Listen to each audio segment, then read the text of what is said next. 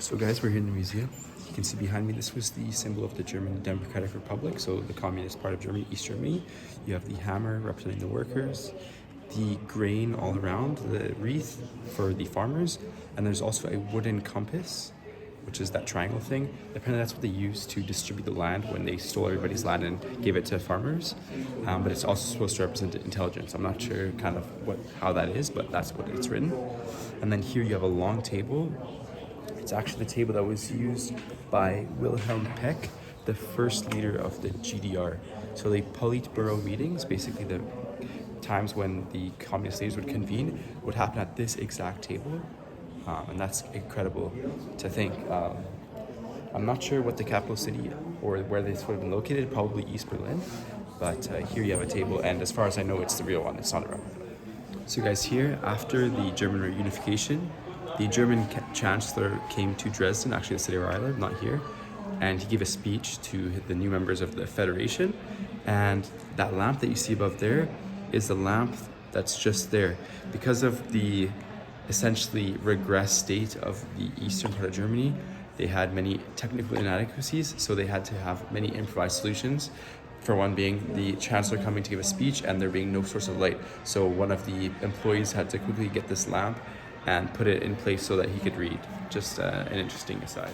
So behind you have an unassuming white van, but these were the vans that were used to transport prisoners in Berlin to the prisons. Essentially dissidents and people against the regime of Eastern Germany were brought to prison by this truck, but these trucks were advertised as essentially fruit and vegetable trucks or just kind of standard transporter vans, and in fact it was used for prisoners. Inside it's completely dark, and what they would do, even though the ride from where they were taking them to the prison was only 40 minutes, the drivers would drive them around the city for 5 hours, that's what was written, so that they would be completely disorientated in complete darkness and not know where they were and not know what time it was. So yeah, that kind of shows the brutality of the regime. Here you have in front of me the Zwei Gebote, or the 10 Commandments, and that's from the Bible. If you must know, like the commandments, that's like one of the most important sections of the Bible, but in this context it's the 10 commandments for the new socialist man, and basically it's 10 commandments which all are about the superiority of the group over the individual. And in fact, in Germany, on the 14th birthday of anybody, they would have a big celebration during the communist regime. They still have it today, but it's like different, and they would have to say yes to all of these 10 commandments, so basically enshrining themselves in the new communist society, and it's kind of taking over the religion since they're really reusing the name from the Bible. So it seems that many historical figures from Germany originated from Leipzig. You have here Johann Wolfgang Goethe, and he was a very famous writer, if I'm not mistaken. All I know is that the Goethe Institute is named after him, and that is the essentially the institute in Germany which kind of deals with the language. So they're like the maintainers of the language, or I don't know, they essentially teach everybody German that comes as immigrants. And then this is also the building that is that I was referring to as a gate when I was at the entrance to the museum, but it seems it's just like a very quaint house that's just in the middle of the old city. But I can't see any description of what it represents. Alright guys, so I finally found a place which actually accepts credit card, and they had these very cool artisanal sandwiches. So I got one here with like guacamole and eggs and lettuce and some fancy rye bread, so I'll let you know how it tastes. Alright guys, so right now I'm in the Augustusplatz. It's basically the biggest kind of square in the city. They also have the tallest building, which you might have seen at the very beginning of the vlog from that vantage point. Unfortunately, they have this kind of kids festival that has taken over the entire place. So many of the buildings, like the opera, which is there, are inaccessible. At least there's a big stage where there's music happening in front of it. So yeah, you have the opera there though, nevertheless. And I learned another thing. There's a museum here which has the oldest piano ever. So this further consolidates this city's status as one of the most kind of musically significant cities. And of course the opera there is another kind of strong addition, and I wish I could go, but there's probably no chance since the only time you can go is during the actual opera. with that being said, I'm now going to make my way to the University Library, which is also quite a significant landmark since it's one of the original libraries of the city. And yeah, so that was all for the Augustusplatz. Here's another interesting building that's quite imposing. It's the Federal Courthouse. And yeah, you can see that they have kind of an active police presence at all times, it seems, even though it's a Sunday. And I imagine federal court proceedings occur at this location. The next stop is the University Library, which is one of the oldest libraries once more. So this is like an interesting library. It has a bunch of exhibits as well, and I'm in one of them right now. It's quite dark, but as you can see, there's just a bunch of very old books all across. It's all described in German though, with no English, so I kind of have no reason to be here. So I'll be showing you guys the more cool part of the library, which is the actual study rooms and stuff, which are usually quite interesting, at least in my opinion.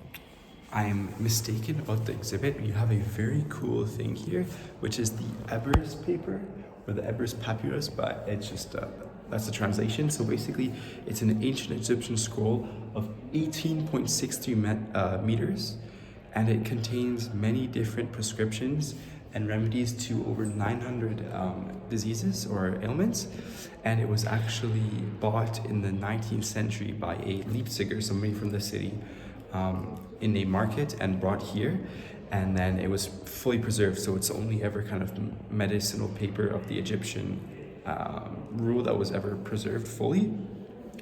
And it was actually damaged during the First World War, but now it's split up into 29 pieces, and it's in 29 different places for conservation purposes. So this one is of course a replica, but you can see how far that extends, and it's written from right to left, which is interesting to note because that's, I assume, how the hieroglyphics were written at that point. All right guys, so check out the library. It's like this on the second floor.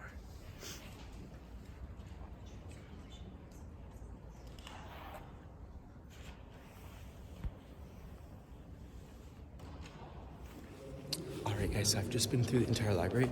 I'm pretty sure you couldn't hear what I was saying in that previous clip, but at least you can see the visuals hopefully, because I'm now in the central hall, so I can speak essentially louder. And basically you can see that you have the grand staircase here behind me, and it kind of splits off into two directions and then a forward direction as well. So on each wing you have a full library, so what you saw in the previous clip, take that times 2 with another kind of slightly different design.